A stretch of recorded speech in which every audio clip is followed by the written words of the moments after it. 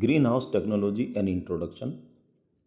इस वीडियो में हम ग्रीन हाउस क्या है इसका इंट्रोडक्शन देखेंगे। What is a green house? Green house क्या है? Green house is a structure covered with transparent material such as glass, plastic, polythene etcetera.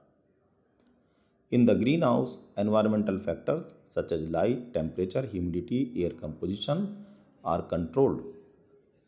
Greenhouse is used for cultivation to fruits, vegetables, flowers, etc. Greenhouse क्या है?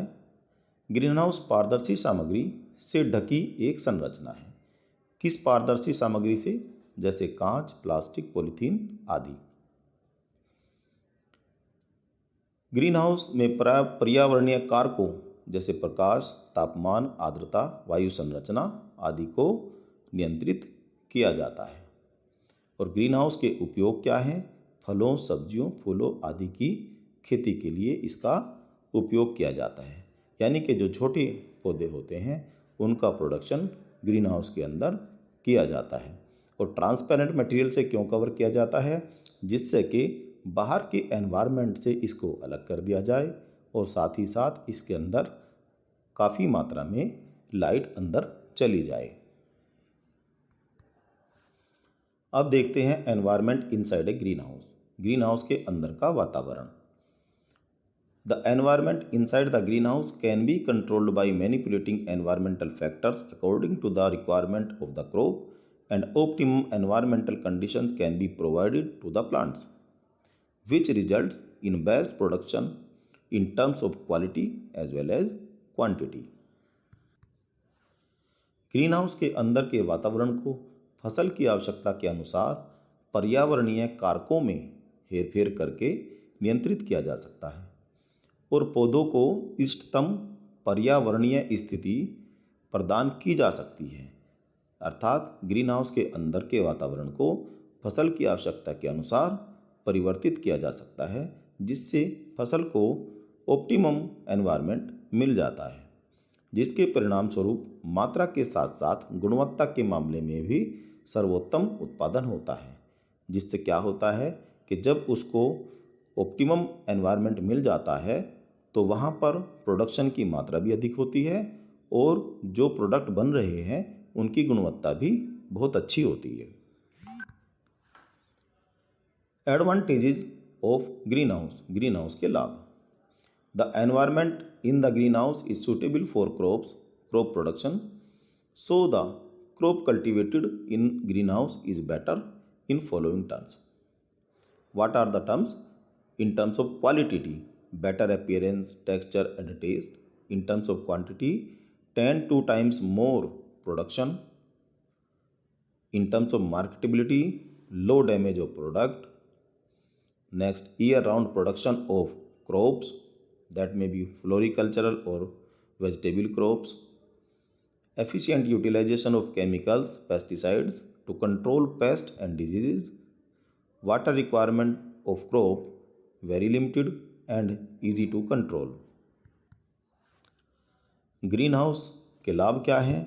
Green house में पर्यावरण फसल उत्पादन के लिए उपयुक्त होता है, इसलिए ग्रीन हाउस में उगाई जाने वाली फसलें बेहतर होती हैं। किस प्रकार से बेहतर होती हैं? गुणवत्ता में बेहतर होती है, वो देखने में भी अच्छी होती है, उनकी बनावट भी अच्छी होती है, उनका टेस्ट भी अच्छा होता है, यानी कि क्वालिटी में अच्छी फसलें होती हैं।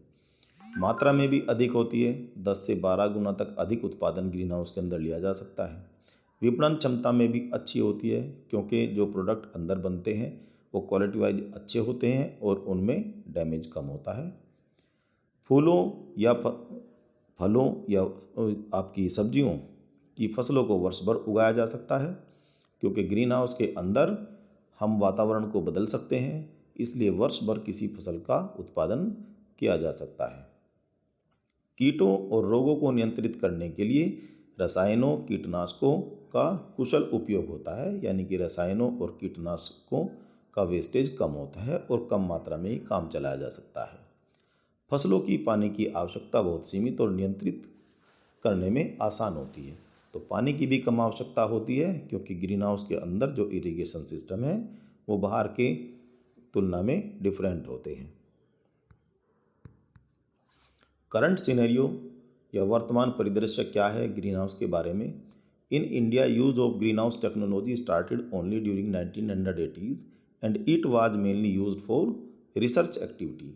तो इंडिया में ग्रीन हाउस का जो निर्माण शुरू हुआ 1980s में हुआ और शुरुआत में ये केवल रिसर्च एक्टिविटीज़ के लिए किया जाता था, लेकिन बाद में इसके लाभ को देखते हुए इसका कॉमर्शियल उपयोग भी शुरू हो गया है और अब काफ़ी एरिया में ग्रीन हाउस लगाए जा रहे हैं जहां पर फसलों का जैसे फ्लावर्स का और वेजिटेबल्स का प्रोडक्शन किया जा रहा है। यदि 1995 के डेटा के अनुसार देखते हैं तो उस समय पर सबसे अधिक ग्रीन हाउस से कवर्ड एरिया नीदरलैंड के अंदर था जो 89,600 हेक्टेयर था। उसके बाद चाइना 51,000 हेक्टेयर, उसके बाद जापान 40,000 हेक्टेयर, उसके बाद स्पेन 28,000 हेक्टेयर, उसके बाद South Korea 21,000 hectare, Italy, Israel, USA, तुर्की, इंडिया। और इंडिया में देखें तो उस समय पर 100 हेक्टेयर ही कवर्ड एरिया था ग्रीन हाउस से। लेकिन 1995 से चलकर 2020 तक आते आते इंडिया में ग्रीन हाउस का कल्टीवेशन का जो एरिया है वो लगभग 70,000 हेक्टेयर तक पहुंच गया।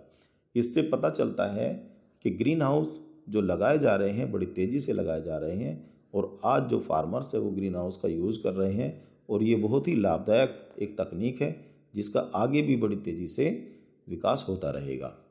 तो इस वीडियो में अभी हमने इतना ही डिस्कस किया है जो बेसिक इंट्रोडक्शन है ग्रीन हाउस का या ग्रीन हाउस टेक्नोलॉजी का। नेक्स्ट वीडियो जो होगी वो होगी टाइप्स ऑफ ग्रीन हाउस या ग्रीन हाउस के प्रकार, ग्रीन हाउस किस प्रकार के या कितने प्रकार के होते हैं।